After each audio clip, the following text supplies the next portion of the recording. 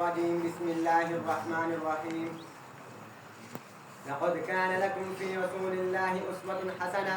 صدق الله العظيم. وقال النبي صلى الله عليه وآله وسلم إنما بعثت معلما أو كما قال عليه الصلاة والسلام. رخ مصطفیٰ کو دیکھا تو دیوں نے جلنا سیکھا. یہ کرم ہے مصطفیٰ کا شب غم نے ڈلنا سیکھا.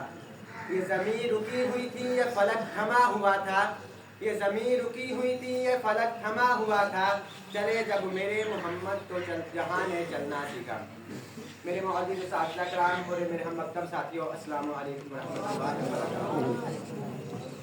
آج اس مجمع سعید میں مجھے اس موضوع سخن پر بات کرنے کا موقع ملا ہے. اس کا عنوان سیرت النبی صلی اللہ علیہ وآلہ وسلم ہے.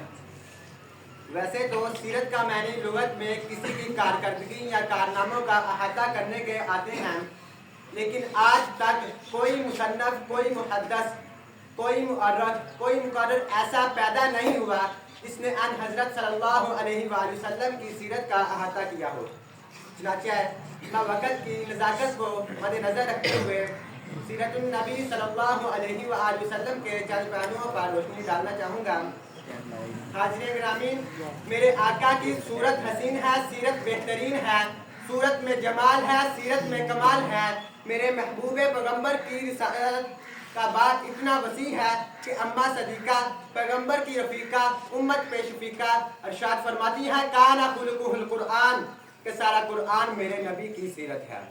سامعین محترم، میرا پیغمبر امی ایسا ہے کہ ساری کائنات میں ان کا استاد نظر نہیں آتا، اور استاد ایسا ہے کہ ساری کائنات ہی ان کی شاگرد ہے.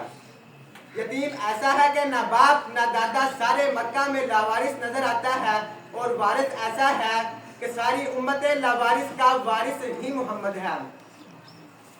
آپ حضرات کے سامنے میں ایک آپ صلی اللہ علیہ وسلم کی سیرت کا اور اخلاق کا واقعہ پیش کرنا چاہتا ہوں.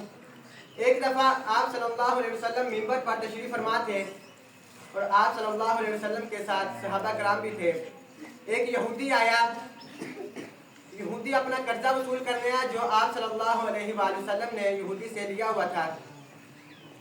یہودی نے آ کر آپ صلی اللہ علیہ وسلم کی گردن مبارک پر جو چادر تھی اس کو زور سے کھینچا، جس سے آپ صلی اللہ علیہ وسلم کی گردن مبارک پر نشان پڑ گئے.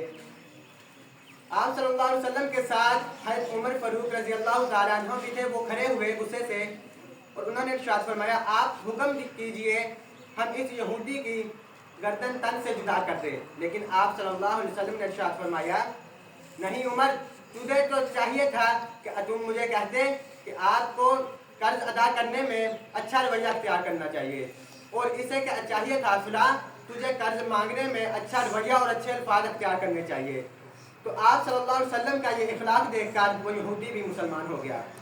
اور آج اگر ہم اپنی زندگی کی طرف دیکھیں، ہماری زندگی کے دن و رات، صبح و شام، اور اپنے معاملات و معاشرت کو دیکھیں تو اس کے اندر ہم دیکھتے ہیں کہ ہماری زندگی کی سارے کے سارے معاملات، ہمارے سارے کے سارے اخلاق، ہمارے ساری کی سارے تعلیمات رسول اللہ صلی اللہ علیہ وسلم کی تعلیمات سے خالی ہیں.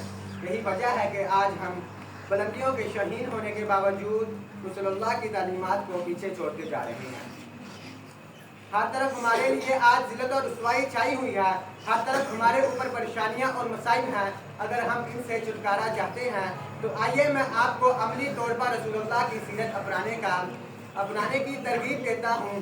آج سے میرے ساتھ عہدہ کیجئے کہ انشاءاللہ آج سے ہم 5 وقت کی نماز پڑھیں گے اور رسول اللہ صلی اللہ علیہ وسلم کی مکمل تعلیمات کو عملی طور پر اپنائیں گے انشاءاللہ. وما علینا الا البلاغ المبین.